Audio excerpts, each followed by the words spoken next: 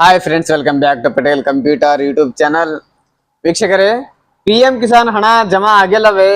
22ನೇ ಕಂತಿನ ಹಣ ಬಂದಿಲ್ಲ ಅಂತಂದ್ರೆ ಅದಕ್ಕೆ ಕಾರಣಗಳು ಹಾಗೂ 22ನೇ ಕಂತಿನ ಹಣ ಜಮಾ ಆಗ್ಬೇಕಂದ್ರೆ ಏನೇನು ಮಾಡಬೇಕು ಸಂಪೂರ್ಣವಾಗಿ ಮಾಹಿತಿ ಈ ವಿಡಿಯೋದಲ್ಲಿ ತಿಳಿಸ್ಕೊಡ್ತೇನೆ. ಮೊಟ್ಟ ಮೊದಲಿಗೆ ನಮ್ಮ ಚಾನೆಲ್ಗೆ ಏನಾದ್ರೂ ನೋಡ್ತಾ ಇದ್ರೆ ನಮ್ಮ ಚಾನೆಲ್ಗೆ ಸಬ್ಸ್ಕ್ರೈಬ್ ಆಗಿ ಹಾಗೂ ಪಕ್ಕದಲ್ಲಿರುವ ಬೆಲ್ ಬಟನ್ ಅನ್ನು ಆನ್ ಮಾಡೋದನ್ನ ಮರಿಬೇಡಿ. ಸೊ ಫ್ರೆಂಡ್ಸ್, ವಿಡಿಯೋನ ಶುರು ಮಾಡೋಣ. ಈಗಾಗಲೇ PM ಕಿಸಾನ್ ಯೋಜನೆಯ 22ನೇ ಕಂತಿನ ಹಣವನ್ನು ಮಾರ್ಚ್ 13ರಂದು ಈಗಾಗಲೇ ರೈತರ ಖಾತೆಗಳಿಗೆ ಜಮೆ ಮಾಡಲಾಗಿದೆ. ಕೆಲವೊಬ್ಬರಿಗೆ ಹಣವೊಂದು ಜಮಾ ಆಗಿಲ್ಲ. ಹಣ ಬಾರದಿರಲು ಪ್ರಮುಖ ಕಾರಣಗಳು ಏನಂದ್ರೆ, ಮೊದಲನೇದಾಗಿ KYC ಪೂರ್ಣಗೊಳಿಸದಿದ್ದರೆ ಹಣವನ್ನು ತಡೆ ಹಿಡಿಯಲಾಗುತ್ತದೆ. ಅದೇ ರೀತಿಯಾಗಿ ಎರಡನೇದಾಗಿ ಭೂ ಮಾಲೀಕತ್ವ ಅಂದ್ರೆ ನಿಮ್ಮ ಹೆಸರಿಗೆ ಜಮೀನು ಫೆಬ್ರವರಿ 1, 2019 ನಂತರ ಭೂಮಿ ಏನಾದ್ರೂ ಪಡೆದಿರೆ ಅಂತವರಿಗೆ ಈ ಒಂದು PM ಕಿಸಾನ್ ಹಣವನ್ನು ಬರೋದಿಲ್ಲ.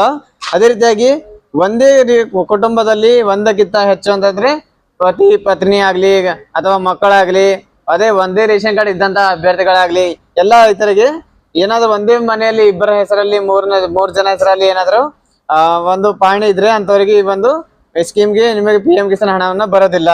ಅದೇ ರೀತಿಯಾಗಿ ನಾಲ್ಕನೇದಾಗಿ ಅಂತಂದ್ರೆ ತಾಂತ್ರಿಕ ತಪ್ಪುಗಳು ಅಂದ್ರೆ ಆಧಾರ್ ಕಾರ್ಡ್ ಅಥವಾ ಬ್ಯಾಂಕ್ ಖಾತೆಗಳಲ್ಲಿ ಏನಾದ್ರೂ ಹೆಸರುಗಳು ಮಿಸ್ ಮ್ಯಾಚ್ ಇದ್ರೆ ಅಥವಾ ಅದರಲ್ಲಿ ಬ್ಯಾಂಕ್ ಖಾತೆಗೆ ಅಕೌಂಟ್ ಅನ್ನು ಲಿಂಕ್ ಇರಲಿಲ್ಲ ಅಂತಂದ್ರೆ ಅಂತವರಿಗೂ ಕೂಡ ಈ ಒಂದು ಹಣವನ್ನು ಜಮಾ ಆಗೋದಿಲ್ಲ ಅಂತಂದ್ರಲ್ಲಿ ಕಡ್ಡಾಯ ಕಂಪಲ್ಸರಿ ಕೊಟ್ಟಿರ್ತಾರೆ. ಅದಕ್ಕೆ ಏನೇನ್ ಮಾಡ್ಬೇಕು, ಯಾವ ರೀತಿಯಾಗಿ ಹಣ ಯಾಕೆ ಬಂದಿಲ್ಲ ಅಂತ ನೋಡ್ಬೇಕಾದ್ರೆ ಯಾವ್ದೊಂದು PM ಕಿಸಾನ್ ವೆಬ್ಸೈಟ್ ಅನ್ನು ಓಪನ್ ಮಾಡ್ಕೊಂಡು ಇಲ್ಲಿ ನೋ ಯುವರ್ ಸ್ಟೇಟಸ್ ಅಂತ ಇರುತ್ತೆ. ಈ ಒಂದು ಸ್ಟೇಟಸ್ ಅಲ್ಲಿ ನಿಮ್ಮ ರಿಜಿಸ್ಟ್ರೇಷನ್ ನಂಬರ್ ಅನ್ನು ಎಂಟ್ರಿ ಮಾಡ್ಕೊಂಡು, ಅಥವಾ ರಿಜಿಸ್ಟ್ರೇಷನ್ ನಂಬರ್ ಗೊತ್ತಿಲ್ಲ ಅಂತಂದ್ರೆ ಇಲ್ಲಿ ನೋ ಯುವರ್ ರಿಜಿಸ್ಟ್ರೇಷನ್ ನಂಬರ್ ಮೇಲೆ ಕ್ಲಿಕ್ ಮಾಡಿ ನಂತರ ಇಲ್ಲಿ ಮೊಬೈಲ್ ನಂಬರ್ ಅಥವಾ ಆಧಾರ್ ನಂಬರ್ ಅಂತ ಇದೆ. ಈ ಒಂದು 2 ನಂಬರ್ ಅಲ್ಲಿ ಯಾವ್ದೊಂದು ಹಾಕೊಂಡು ಇಲ್ಲಿಂದ ಜನರೇಟ್ OTP ಮಾಡ್ಕೊಂಡಿದ್ರೆ ಒಂದು ರಿಜಿಸ್ಟ್ರೇಷನ್ ನಂಬರ್ ಜನರೇಟ್ ಆಗುತ್ತೆ. ಆ ಒಂದು ರಿಜಿಸ್ಟ್ರೇಷನ್ ನಂಬರ್ ನ ತಗೊಂಡು ಇಲ್ಲಿ ಎಂಟ್ರಿ ಮಾಡ್ಕೊಂಡು ಲಾಗಿನ್ ಆದ ನಂತರ ನಿಮಗೆ ಯಾವ ರೀತಿಯಾಗಿ ನಿಮಗೆ ಹಣ ಜಮಾ ಆಗಿಲ್ಲ, ಯಾವ ಕಂತವರೆಗೆ ಹಣ ಬಂದಿದೆ, ಅದೆಲ್ಲ ಡೀಟೇಲ್ಸ್ ಆಗಿ ಇಲ್ಲಿ ನೋಡ್ಕೋಬಹುದು. ಅದೇ ರೀತಿಯಾಗಿ ಎರಡನೇದಾಗಿ ನಿಮಗೆ ಇಲ್ಲಿ KYC ಅಂತ ಮಾಡ್ಕೊಳ್ಳೋ ಆಪ್ಷನ್ ಬರುತ್ತೆ. ಒಂದು KYC ಕೂಡ ಇಲ್ಲಿ ಮಾಡ್ಕೋಬೇಕು. ಅದಾದ ನಂತರ ಫ್ರೆಂಡ್ಸ್, ಮೂರನೇದಾಗಿ ಇಲ್ಲಿ ಬೆನಿಫಿಷಿಯರಿ ಲಿಸ್ಟ್ ಅಂತ ಇದ್ರೆ ಇದರಲ್ಲಿ ನಿಮಗೆ ಕ್ಲಿಕ್ ಮಾಡ್ಕೋಬೇಕು.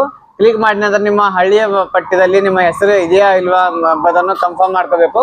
ಕನ್ಫರ್ಮ್ ಆದ ನಂತರ ಅದ್ರಲ್ಲಿ ಏನಾದ್ರೂ ನಿಮ್ಮ ಹೆಸರು ಇದ್ರೆ ಅಂತರ್ಗೆ ಮಾತ್ರ ದುಡ್ಡು ಬರುತ್ತೆ. ಯಾವ್ದೇ ರೀತಿಯಾಗಿ ನಿಮ್ಮ ಹೆಸರು ಇಲ್ಲ ಅಂತಂದ್ರೆ ನಿಮಗೆ ಅಮೌಂಟ್ ಅನ್ನ ಬರದೇ ಇರುತ್ತದೆ. ಅದಕ್ಕೋಸ್ಕರ ನೀವು ಹಣ ನಿಮಗೂ ಯಾವ್ದೇ ರೀತಿಯಾಗಿ ಇವೆಲ್ಲ ಪ್ರಾಬ್ಲಮ್ಗಳು ಇರ್ಲಿಲ್ಲ ಅಂತಂದ್ರೆ ನಿಮ್ಮ ಹತ್ತಿರದ ಒಂದು ರೈತ ಸಂಪರ್ಕ ಕೇಂದ್ರಕ್ಕೆ ವಿಸಿಟ್ ಮಾಡಿ ಅಲ್ಲಿಂದ ನೀವು ಆದಷ್ಟು ಮಟ್ಟಿಗೆ ನಿಮ್ಮ ಈ ಒಂದು PM ಕಿಸಾನ್ ಹಣ ಬರೋಗೋಸ್ಕರ ನೀವು ಕ್ಲಿಯರ್ ಆಗಿ ನಿಮ್ಮ ಡಾಕ್ಯುಮೆಂಟ್ ವೆರಿಫಿಕೇಶನ್ ಮಾಡ್ಕೋಬಹುದು.